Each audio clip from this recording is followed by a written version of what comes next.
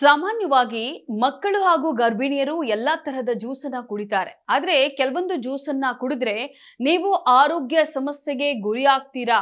ಕೆಲ ಆರೋಗ್ಯ ಸಮಸ್ಯೆ ಹೊಂದಿರುವವರು ಇದರಿಂದ ದೂರ ಉಳಿಯೋದು ತುಂಬಾ ಉತ್ತಮ. ಅದರಲ್ಲೂ ಬೇವಿನ ರಸ. ಗರ್ಭಿಣಿಯರು ಬೇವಿನ ರಸವನ್ನ ಕುಡಿದ್ರೆ ಗರ್ಭಪಾತವಾಗುವಂತಹ ಅಪಾಯವಿರುತ್ತೆ. ಹಾಲುಣಿಸುವಂತಹ ತಾಯಂದಿರು ಸಹ ಇದನ್ನ ಕುಡಿಯಬಾರದು. ಚಿಕ್ಕ ಮಕ್ಕಳಿಗೆ ಬೇವಿನ ಜ್ಯೂಸ್ ಅನ್ನ ನೀಡಬಾರದು. ಇದು ಮಕ್ಕಳಲ್ಲಿ ಯಕೃತ್ ಅಥವಾ ಮೂತ್ರಪಿಂಡದ ಸಮಸ್ಯೆಗಳನ್ನ ಉಂಟು ಮಾಡಬಹುದು.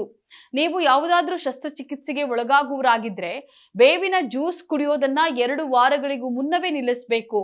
ಯಾಕಂದ್ರೆ ಇದು ರಕ್ತದಲ್ಲಿನ ಸಕ್ಕರೆ ಮಟ್ಟದಲ್ಲಿ ಹಠಾತ್ ಕುಸಿತಕ್ಕೆ ಕಾರಣವಾಗಬಹುದು. ಮೂತ್ರಪಿಂಡ ಅಥವಾ ಯಕೃತ್ತಿನ ಸಂಬಂಧಿತ ಕಾಯಿಲೆಗಳಿಂದ ಬಳಲುತ್ತಿರುವವರು ವೈದ್ಯರ ಸಲಹೆ ಇಲ್ಲದೆ ಇದನ್ನ ತೆಗೆದುಕೊಳ್ಳಬಾರದು. ನೆನಪಿಡಿ, ಬೇವಿನ ಜ್ಯೂಸ್ ಅಲ್ಲ, ಅದೊಂದು ಔಷಧಿ. ದಿನಕ್ಕೆ 5 ರಿಂದ 10 ಮಿಲಿ ಮಾತ್ರ ಸೇವಿಸೋದು ಉತ್ತಮ. ಗ್ಲಾಸ್ ಗಟ್ಲೆ ಕುಡಿಯೋದು ಅಪಾಯಕ್ಕೆ ಆಹ್ವಾನ ನೀಡಿದಂತೆ.